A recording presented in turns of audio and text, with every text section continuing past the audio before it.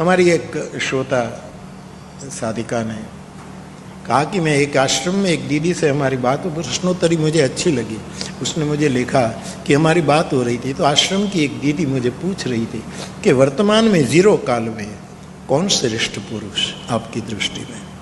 50 वर्ष के कालखंड में कौन श्रेष्ठ पुरुष?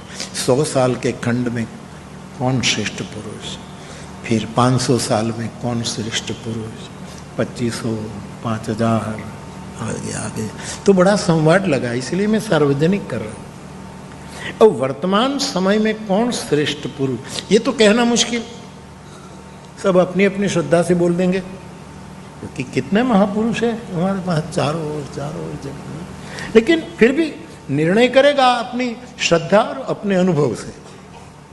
हमारी श्रद्धा तो है लेकिन अनुभव भी है, तो कहेंगे कि वर्तमान 0 मीन्स अभी, अभी का काल, अभी काल में कौन से, इस कालखंड में कौन, तो सब अपने अपने ढंग से। मुझे कोई कहे कि इस आपके काल में कौन श्रेष्ठ हो, तो मैं कहूँ त्रिभुवन दादा, इस कालखंड का मेरा एकमात्र, मैं ऐसा कहूँगा क्योंकि मेरी श्रद्धा है और मेरा अनुभव भी है। तो ये वार्तालाप अच्छा लगा, तो जिसको जो लगा ऐसा बोल दिया।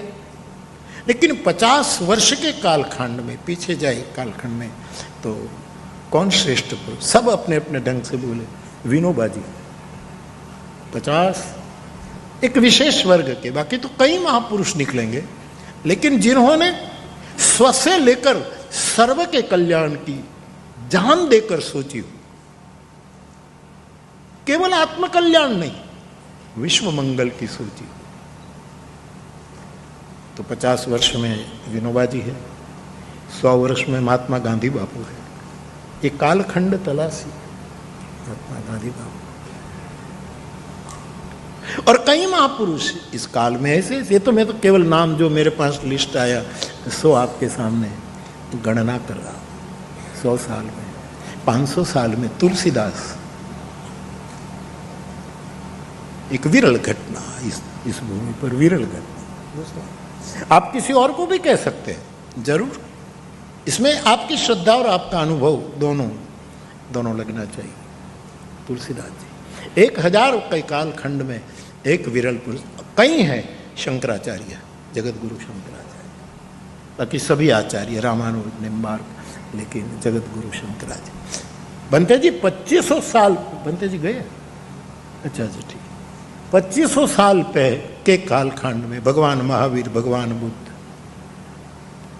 विरल घटनाएं, श्रेष्ठ पुरुष दिए जगत में। ये वसुंधरा गर्भवती है, देती ही रहती है, देती ही रहती है, चेतना को प्रकट करती है। 5000 काल में पूर्ण अवतार भगवान कृष्ण, ये तो साक्षात ईश्वर है, परमात्मा ईश्वर कृष्ण। उससे आगे जाओ तो राम, फिर काल छोटा पड़ जाएगा। विद्वान भले काल की गणना करे कि इतनी साल, इतनी साल, इतनी साल, इतनी साल, लेकिन राम भी अवतार लेंगे तो काल की सीमा में होगा, यद्यपि वो कालातीत है, लेकिन अवतार हमारे जैसा मनुष्य बनकर आते तो फिर उसके भी एक यहां से यहां तक उसकी, जैसे कृष्ण 100-125 साल। तो ऐसे कालखंड में यदि हमें बुद्धता का दर्शन करे तो अनादिकाल, सबसे परा, सबसे विरह, इससे आगे कोई नहीं, आदि अनादि काल का श्रेष्ठ तत्व है भगवान महादेव।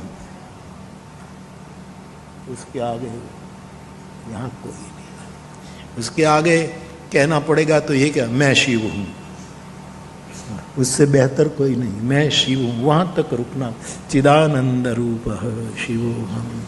तो ये जो काल गणना है, तो ये राम कथा हम सबको उठा रही है, हमारे बोझ को अचल क्षमासी बन करके, हमारे अपराधों को, हमारे गुनाहों को क्षमा मूर्ति बन करके राम की कथा हमें क्षमा दिए जाती है, क्षमा दिए जाती है, क्षमा दिए